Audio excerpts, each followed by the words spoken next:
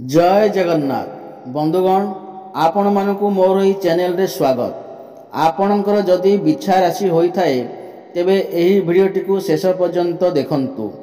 बिछा राशिर व्यक्ति विशेषक जीवन एही मास ठारू बदलिबाकू जाउअछि, कारण ग्रह नक्षत्र मानकर चलन रे गोटे बहुत बड़ परिवर्तन हेबाकू जाउअछि, जहा द्वारा एमानकर जीवन रे चलिथिबा समस्त दुख कष्ट एवं समस्यार अंत हेबाकू जाउअछि।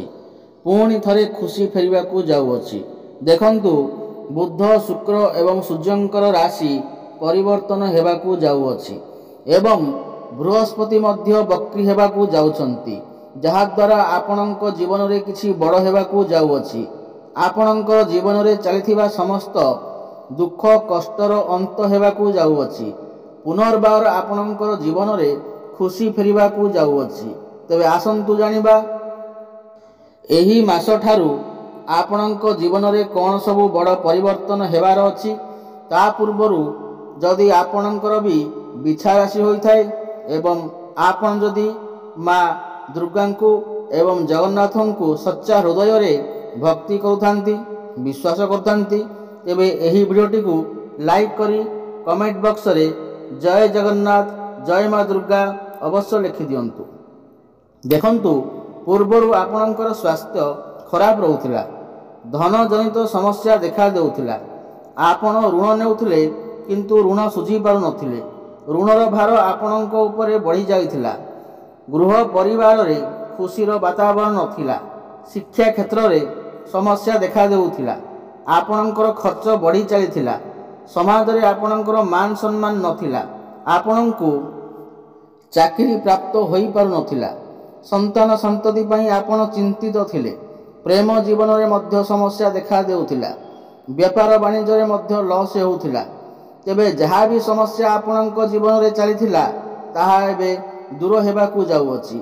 आपणक जीवन रे पुणी थरे खुशी फेरिबाकू जाउअछि। आपणक जीवन रे नूतन सूर्य हृदय हेबाकू जाउछंती। देखंतु शुक्रंकर राशि परिवर्तन हेउअछि। शुक्र जी कि धनर कारक ग्रह, शुक्र ग्रह को माँ लक्ष्मींकर स्वरूप माना जाय थाए। शुक्र ग्रह आपणकर द्वादश स्थिति रे थिले, किंतु वर्तमान शुक्र आपणकर लग्न भाव रे मालव्य नामक राजयोग निर्माण करुछंती एवं आपणकर धन स्थान को चलन करिवे। बुध सूर्य मध्य आपणकर लग्न भाव को चलन करिवे एवं बृहस्पति मध्य वक्री हेबाकू जाउछंती, जहा फल रे आपणकर सप्तम भावर फल देबाकू जाउछंती। बंधुगण आपणकर लग्न भाव रे मालव्य नामक राजयोगर निर्माण होई अछि, जहा कि बहुत श्रेष्ठ एवं उत्तम माना जाय थाए। कालपुरुषर कुंडली रे मालव्य नामक राजयोगरु बहुत श्रेष्ठ विचार करा जाय थाए। एही समय रे आपणक संसारर समस्त सुख प्राप्ति हेबो। शुक्र हेउचंती भौतिक सुखर कारक ग्रह। आपणक समस्त प्रकार भौतिक सुख प्राप्ति हेबो। एही समय रे आपणकर चेहरा रे निखार आसीबाकू लागिबो, आपण सुंदर देखिबाकू लागिबे। पूर्वरु जदि आपणकर किछि समस्या रहिथिला तेबे सेथिरे मध्य सुधार हेबाकू आसीबो। एवं शुक्र हेउचंती धनर कारक ग्रह। आपणकू आकस्मिक धन मध्य प्राप्ति हेबो, प्रचुर धन मध्य प्राप्ति होई पारे। चारि दिगरु आपणकू लाभ ही लाभ प्राप्ति हेबो। एही समय रे आपण कौनसी जानवाहन भूमि अथवा जमी प्रॉपर्टी इत्यादि किनिबा पई मन बळाई पारंती। प्रेम जीवन पई एही समय अत्यंत शुभ अटे। एही मास ठारू आपणकर प्रेम जीवन रे सुख फेरी आसीबो। पूर्वरु जदि आपणकर प्रेम जीवन रे किछि समस्या लागि रहिथिला सेथिरे मध्य सुधार आसीबो। आपण दुई जनक मध्य रे भल पाइबा बढ़िबो। आपण एही समय रे बहुत इमोशनल रहिबे, बहुत रोमांटिक स्वभावर देखा जिवे। आपण आपणकर पार्टनर को सहित कौनसी स्थान को बुलिबाकू जाई पारंती, काहेकि ना भ्रमण सुख मध्य आपणकू प्राप्ति हेबो। एवं शुक्र एठारे बसी आपणकर सप्तम भाव को देखुचंती एवं देवगुरु बृहस्पति मध्य वक्री होई करी आपणकर सप्तम भावर फल देबे। एही समय रे आपणकर विवाह होई पारे। जो मानकर विवाह होई पार नथिला ସେମାନେ ବହୁତ ଅଧିକ ଚିନ୍ତାରେ ଥିଲେ, ତ ସେମାନଙ୍କର ବିବାହ ଯୋଗ ମଧ୍ୟ ଖୋଲିଯିବ। ବିବାହ ପ୍ରସ୍ତାବ ଘରକୁ ଆସିପାରେ ଏବଂ ଫାଇନାଲ ମଧ୍ୟ ହୋଇପାରେ ଏବଂ ଆପଣଙ୍କର ଭଲ ପାଇବା ବିବାହର ରୂପ ମଧ୍ୟ ନେଇପାରେ। ଏବଂ ସପ୍ତମ ଭାବ ଡେଲି ଇନକମର ଭାବ ହୋଇଥାଏ, ବେପାର ବାଣିଜ୍ୟର ଭାବ ହୋଇଥାଏ, ବୈବାହିକ ଜୀବନରେ ଭାବ ହୋଇଥାଏ। ତ ଏହି ସମୟରେ ଆପଣଙ୍କର ଡେଲି ଇନକମ୍ ବଢ଼ିପାରେ। ବେପାର ବାଣିଜ୍ୟ କ୍ଷେତ୍ରରେ ଆପଣ ବହୁତ ଅଧିକ ଉନ୍ନତି କରିବେ। ଆପଣ କୌଣସି ନୂତନ ବେପାର ମଧ୍ୟ ଆରମ୍ଭ କରିପାରନ୍ତି। ବେପାର କ୍ଷେତ୍ରରେ ଆପଣଙ୍କର ଗ୍ରାହକ ବଢ଼ିପାରନ୍ତି। ଡେଲି ଇନକମ୍ରେ ବୃଦ୍ଧି ଆସିବ। ଆପଣ ପଇସା କିଛି ରୋଜଗାର କରିପାରିବେ, ସଞ୍ଚୟ ମଧ୍ୟ କରିପାରିବେ। ବୈବାହିକ ଜୀବନରେ ମଧ୍ୟ ଖୁସି ଫେରି ଆସିବ। ବୈବାହିକ ଜୀବନ ଯଦି କିଛି ସମସ୍ୟା ଚାଲୁଥିଲା ତେବେ ସେଥିରେ ମଧ୍ୟ ସୁଧାର ଆସିବ।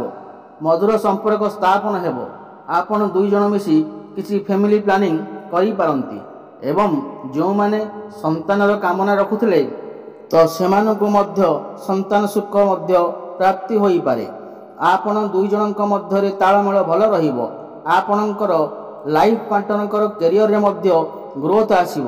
ସମାଜରେ ଆପଣଙ୍କୁ ମାନ ସମ୍ମାନ ପ୍ରାପ୍ତି ହେବ ଏବଂ ଏହାପରେ ଶୁକ୍ର ଆପଣଙ୍କର ଦ୍ୱିତୀୟ ଭାବ ଧନ ଭାବକୁ ଚଳନ କରିବେ ଏବଂ ବୃହସ୍ପତି ଶୁକ୍ରଙ୍କୁ ଦେଖିବେ। ତ ଧନ ପାଇଁ ଏହି ମାସଟି ଅତ୍ୟନ୍ତ ଶୁଭ ଅଟେ। ଏହି ମାସଠାରୁ ଆପଣଙ୍କୁ ଆକସ୍ମିକ ଧନ ପ୍ରାପ୍ତି ହେବ। ଚାରି ଦିଗରୁ ଲାଭ ପ୍ରାପ୍ତି ହେବ। ପାରିବାରିକ ସୁଖ ପ୍ରାପ୍ତି ହେବ। ଘର ପରିବାରରେ ଆପଣଙ୍କୁ ମାନ ସମ୍ମାନ ପ୍ରାପ୍ତି ହେବ।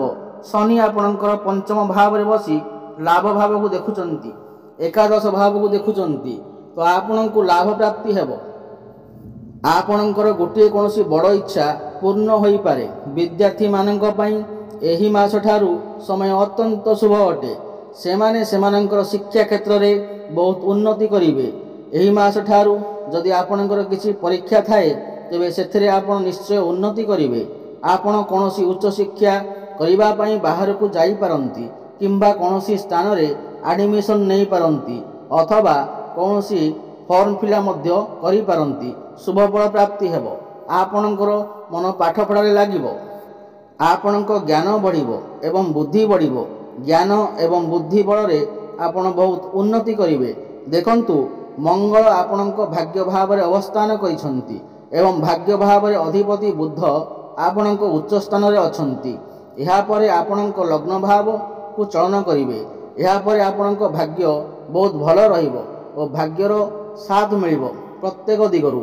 କମ୍ ପରିଶ୍ରମରେ ଆପଣ ବହୁତ ଅଧିକ ସଫଳତା ମିଳିବ। ଭାଗ୍ୟ ବଳରେ ଏହି ସମୟରେ ଆପଣ ବଡ଼ ଇନଭେଷ୍ଟମେଣ୍ଟ କରିପାରନ୍ତି କିମ୍ବା କୌଣସି ବଡ଼ କାର୍ଯ୍ୟରେ ଆରମ୍ଭ କରିପାରନ୍ତି। ଆପଣଙ୍କ ମନ ଧର୍ମ ଆଡ଼କୁ ଅଗ୍ରସର ହୋଇପାରେ। ଆପଣ କୌଣସି ଧାର୍ମିକ ସ୍ଥାନକୁ ଯାତ୍ରା କରିପାରନ୍ତି। ସାମାଜିକ କଲ୍ୟାଣ କାର୍ଯ୍ୟରେ ଆପଣ ମନୋଯୋଗ ଦେବେ। କ୍ୟାରିୟର କ୍ଷେତ୍ରରେ ମଧ୍ୟ ଆପଣ ବହୁତ ଅଧିକା ଉନ୍ନତି କରିବେ, କାହିଁକି ନା ମଙ୍ଗଳ ଆପଣଙ୍କ କ୍ୟାରିୟର ଭାବକୁ ଚଳନ କରିବେ। କ୍ୟାରିୟର ଭାବରେ ଆପଣଙ୍କ ସାହସ ଓ ପରାକ୍ରମ ବଢ଼ିବ। ସାହସ ଓ ପରାକ୍ରମ ବଳରେ ଆପଣ ସବୁ କାମ ସୁରୁଖୁରୁରେ କରିପାରିବେ। ପ୍ରମୋସନ୍ ହେବାର ମଧ୍ୟ ଯୋଗ ବନୁଅଛି। ଯେଉଁମାନଙ୍କ ପାଖରେ କୌଣସି ଚାକିରି ବାକିରି ନାହିଁ ସେମାନଙ୍କୁ ନୂତନ ଚାକିରି ପ୍ରାପ୍ତି ହେବାର ସମ୍ଭାବନା ଅଛି। ଉପରିସ୍ଥ ଅଫିସରଙ୍କ ସପୋର୍ଟ ମଧ୍ୟ ଆପଣଙ୍କୁ ପ୍ରାପ୍ତି ହେବ। କର୍ମକ୍ଷେତ୍ରରେ ଆପଣ ଅଜବ ଶାନ୍ତିର ଅନୁଭବ କରିବେ, କିନ୍ତୁ କାହା ସହିତ ଆର୍ଗୁମେଣ୍ଟ କରନ୍ତୁ ନାହିଁ। କଥାର ସମାଧାନ ଶାନ୍ତି ଉପାୟରେ କରନ୍ତୁ, ନଚେତ୍ ଆପଣ ଅସୁବିଧାରେ ପଡ଼ିପାରନ୍ତି। ଆପଣ ନିଜ କର୍ମକୁ ନେଇ କୌଣସି ବାହାର ଜାଗାକୁ ଯାତ୍ରା କରିପାରନ୍ତି। ବିଦେଶ ଯିବାର ଯୋଗ ବନୁଅଛି। ବିଦେଶରେ ରହୁଥିବା କାର୍ଯ୍ୟରତ ଲୋକଙ୍କ ପାଇଁ ଏହି ମାସଠାରୁ ଅତ୍ୟନ୍ତ ଶୁଭ ଅଟେ। ସେମାନଙ୍କୁ ଲାଭ ପ୍ରାପ୍ତି ହେବ।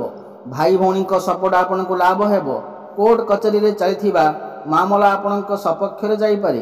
ଆପଣ ଏହି ସମୟରେ ଯଦି ଋଣ ନେବାକୁ ଚାହୁଁଛନ୍ତି ତାହେଲେ ନେଇପାରିବେ, ଏଥିରେ କୌଣସି ଅସୁବିଧା ନାହିଁ। ଆପଣଙ୍କ ମାଙ୍କ ସ୍ୱାସ୍ଥ୍ୟରେ ପରିବର୍ତ୍ତନ ଆସିପାରେ। ମାଙ୍କର ସ୍ୱାସ୍ଥ୍ୟରେ ସୁଧାର ଆସିବ। ମାଙ୍କ ସହିତ ଆପଣଙ୍କ ସମ୍ପର୍କ ବହୁତ ଭଲ ରହିବ। ପିତାଙ୍କ ସ୍ୱାସ୍ଥ୍ୟରେ ଯଦି କିଛି ଅସୁବିଧା ଥିଲା ସେଥିରେ ମଧ୍ୟ ଅନେକ ମାତ୍ରାରେ ସୁଧାର ଆସିବ। ବନ୍ଧୁଗଣ, ଏହି ମାସଠାରୁ ଆପଣ ସମସ୍ତ କ୍ଷେତ୍ରରେ ଉନ୍ନତି କରିବାକୁ ଯାଉଛନ୍ତି। ତାହା ପ୍ରେମ କ୍ଷେତ୍ରରେ ହେଉ, ବୈବାହିକ କ୍ଷେତ୍ରରେ ହେଉ, ସ୍ୱାସ୍ଥ୍ୟ କ୍ଷେତ୍ରରେ ହେଉ, ଭାଗ୍ୟ କ୍ଷେତ୍ରରେ ହେଉ, ବେପାର ବାଣିଜ୍ୟ କ୍ଷେତ୍ରରେ ହେଉ, ସମସ୍ତ କ୍ଷେତ୍ରରେ ଆପଣ ଶୁଭଫଳ ପ୍ରାପ୍ତି କରିବେ। अधिक शुभफल प्राप्ति करने माँ महालक्ष्मी आराधना करंतु। माँ महालक्ष्मी को पद्मफूल अर्पण करंतु एवं सूर्यदेव को प्रत्येक दिन जल अर्पण करंतु।